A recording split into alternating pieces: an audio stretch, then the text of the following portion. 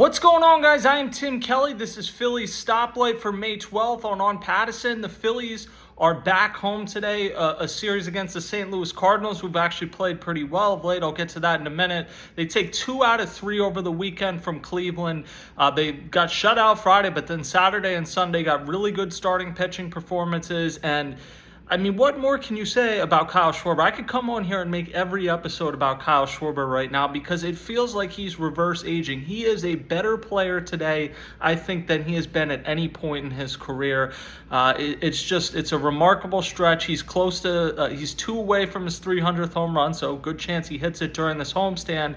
And I'm not ruling out 500 with Kyle Schwarber. I'm really not, because he seems to be getting better. It's crazy. It doesn't make sense. But at age 32, he's as good now as he's ever been. So not going to talk exclusively about Kyle Schwarber, but I certainly could the way he's going right now. I actually wanted to start today's show off by talking about Trea Turner and his new offensive approach. He didn't have a great night last night. Now, part of that was because Alan Porter had one of the worst east-west strike zones, one of the widest east-west strike zones I've ever seen in my life. It was brutal for both teams, including the final out of the game on Carlos Santana. Just not a good game for Alan Porter, and Trea Turner was one of the biggest victims of it. But coming into the game yesterday, he was hitting .318, which was with a .380 on-base percentage, was the number that Rob Thompson said he told him before the season he wanted to be at, exactly .380 on-base percentage. He leads the National League, or was leading the National League, with 48 hits. And it is interesting that Rob Thompson, A, that he said it to Trea Turner, and B, that he said it publicly last homestand about the approach that he wants Trea Turner to have, that he basically doesn't care about home runs. He wants him getting on base, stealing bases, making contact, having a high on-base percentage. And he's done that to this point. He only has 2 home runs.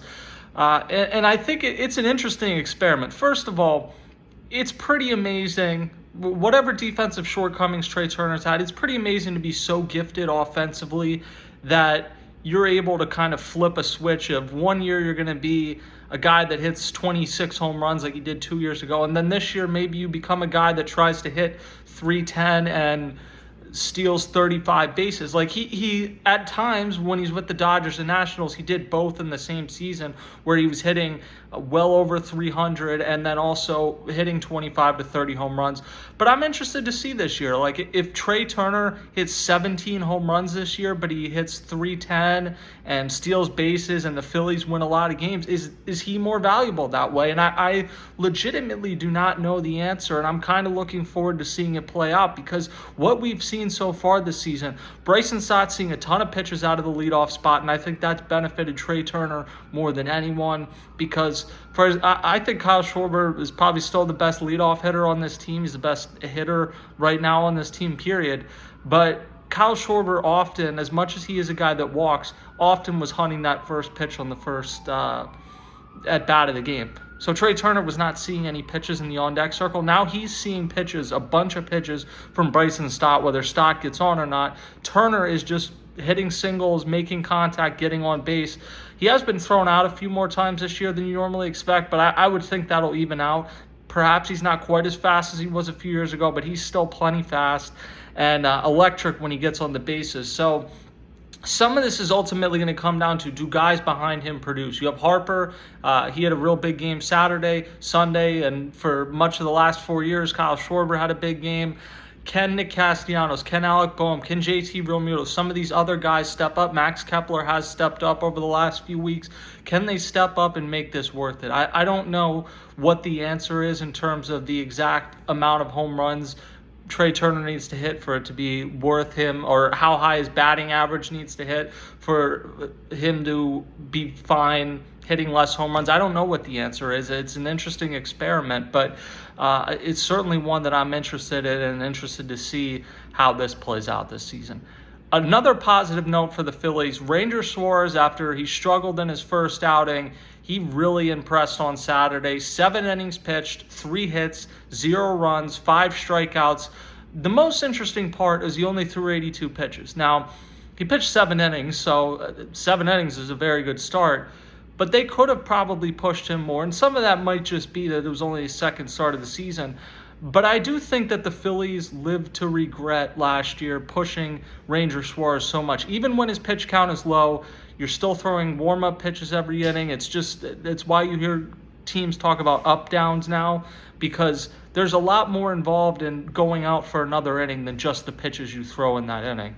So I think the Phillies regretted, even though it was electric the first month or two of the season, having Ranger Suárez go that much. He maybe isn't Zach Wheeler or Aaron Nola or even Christopher Sanchez in terms of the workload he can handle. And I would anticipate that they're going to be more cautious, especially early in the season. And that's what we saw Saturday evening.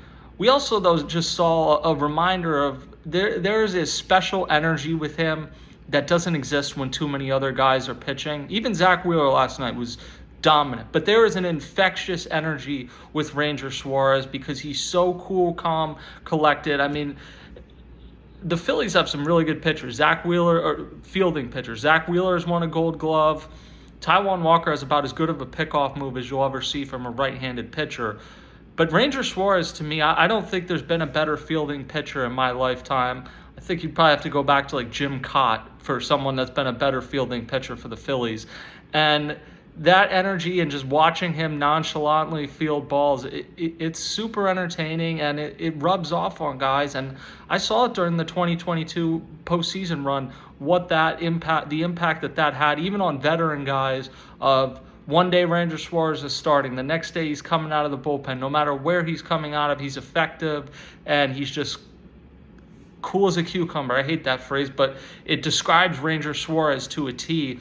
And they just got to find a way to keep him healthy, because whether it's out of the rotation, the bullpen, some combination, he's going to be a huge piece for the postseason. And then I'll be interested to see what happens. I think about mid-season last year, it felt like Ranger Suárez was headed towards an $150 million contract. But the second half of last season happened. He was on the IL to begin the season. I think the Phillies and other teams are going to be hesitant to bet on his health. The question is he good enough this season that you give him the qualifying offer? There's a chance he takes it. That would be around a $21 million commitment. It's a big commitment, but he is that level of pitcher when he's right. And if he declines it, what happens from there? Because the injury question is already going to be something that scares off some teams in free agency. If there's also a qualifying offer attached to it, does that maybe drag his overall price down to a point where maybe the Phillies do hold on to him? I've gone into this season expecting this would probably be it for Ranger Suárez with the Phillies, but I'm enjoying watching it because he's a fun pitcher to watch pitch, and ultimately we'll see what happens. But if he ends up getting a big deal somewhere else next in the offseason for next year and isn't a Philly, it's probably actually not the worst thing for the Phillies, because it means he stayed healthy the remainder of this season, had a huge impact, and someone saw that and gave him a huge deal. And in the process, there might be a parade float involved if Ranger Suárez is able to pitch into October that way. So something to think about. The final thing, Cardinals coming in today, 6-game homestand, 3 with the Cardinals, 3 with the Pirates. Obviously, the Phillies saw the Cardinals already this season in St. Louis. You will get Matthew Liberatore. He will go Game 1 against Christopher Sanchez. Game 2, Sonny Gray against Jesus Luzardo. And then Game 3, Eric Fedde, who's coming off a complete game. He will pitch against Aaron Nola. Cardinals are a weird team because they kind of entered this season. They entered last offseason essentially saying like they're punting on 2025. They let Paul Goldschmidt go.